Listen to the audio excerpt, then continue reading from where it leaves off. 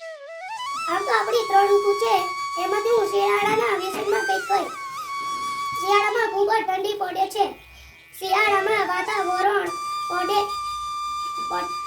ઠંડુ રહે છે.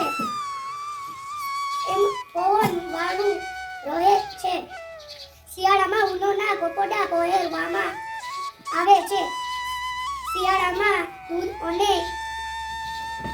ઘીમાંથી બનતી વાનગીઓ ખવાયો છે. શિયાળામાં ઇનડોર રમતો રમવામાં આવે છે. શિયાળામાં આવતા શાકભાજી કઈ?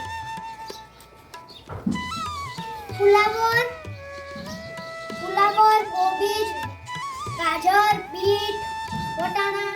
હાલો બાળકો, શિયાળામાં આવતા ગુજરાતી મહિનાનું નામ કહીશ. કારતક, માગશર, પોષ ને મહા.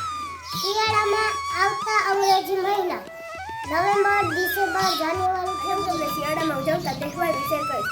દેવ દિવાળી, મકર સંક્રાંતિ, શિવરાત્રી, નાતાલ ને 26મી જાન્યુઆરી. આજ હું તમને શિયાળામાં ખાવાના ફળોના નામ કહીશ.